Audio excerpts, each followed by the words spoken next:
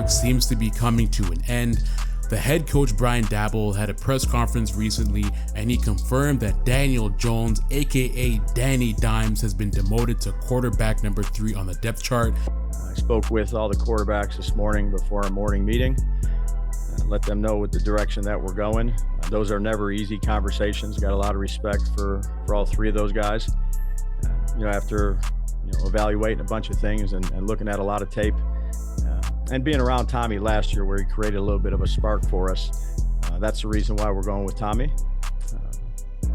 Drew will be the backup. Continue to work with him. Now, Daniel Jones' time in New York can be summed up by saying it's been largely underwhelming. Daniel Jones has a career starting record of 24, 44, and 1. There's one tie in there. There's been some games where he's shown a flash of brilliance, but overall it's been a mixed bag. I mean, he's never really had a consistent O-line, and generally their offense went through Saquon Barkley before they let him go.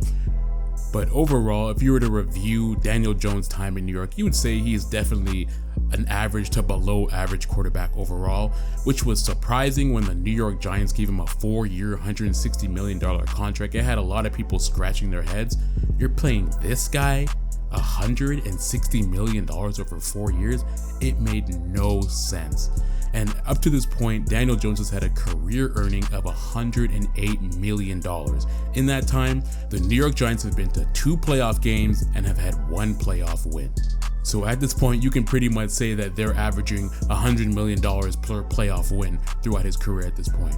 Now, to be fair, Daniel Jones has been sacked about 208 times in 70 games, which is crazy. The O-lines have been inconsistent, and he's been through 3 different head coaches since he became the starter. But for the life of me, I still do not understand the decision to pay this guy $160 million over 4 years. There was nothing prior to this contract that Daniel Jones showed other than potential that would warrant this type of pay from him. It just made no sense to me. And I understand this new NFL, it's all about the market rate. There's plenty of quarterbacks who are getting paid a lot of money who don't necessarily deserve that, but you could have franchise tagged him. And then now when you look at the Saquon Barkley situation where they paid Daniel Jones all this money and then ended up letting go of Saquon Barkley, and then him going to the Eagles and having the type of year that he's having, even though the majority of the New York Giants offense went through Saquon, all the GM and the New York Giants have to blame is themselves for the situation. And it sucks too because the Giants do have a lot of talent on that team. Most notably, they have wide receiver Malik Neighbors, they have safety Tyler Nubin, and they have their cornerback Andrew Phillips, who right now is rated as the highest grade cornerback in the NFL, and he's only a rookie. So even though New York Giants fans haven't really had a lot to look forward to, there are a couple bright spots on the team that make you think, oh, if we get an actual quarterback in here, if we can get an actual O-line in here, maybe we can turn this thing around and do better. But I still go back to that video of John Mara talking about the Saquon Barkley situation, and this has got to drive every New York Giants fan crazy. It happened, but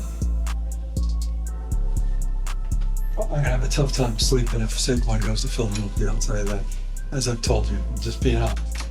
And to be fair, even though I do feel a little bit sorry for Daniel Jones' situation, he could have obviously played better. I mean, you can't go 672 days without throwing a touchdown pass in your home stadium while you're getting paid $40 million per year. It just can't happen, especially when they got rid of the number 1 workhorse in their offense. It just can't happen at all. Now, I will say with the benching of Danny Dimes, Tommy DeVito getting another shot to showcase his talent is a pretty cool thing.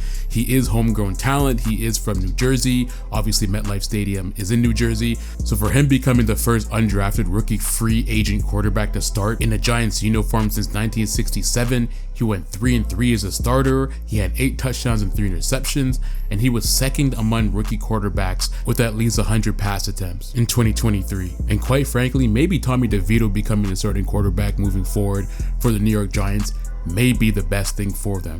Tommy DeVito was only on a 3-year, $2.7 million contract, so he's extremely cheap for the New York Giants. And if they don't really believe in him as a starter moving forward, at the very least, they aren't paying him a $40 million per-year salary just to play subpar. You might as well pay the guy $2.7 million who's going to play subpar versus a guy getting $40 million and continue to build your team piece by piece around that guy who's extremely cheap so you can draft your quarterback for the future in the 2025 or 2026 draft. But I want to know what you guys think. How do you think think Tommy DeVito is going to fare as a starting quarterback for the New York Giants moving forward?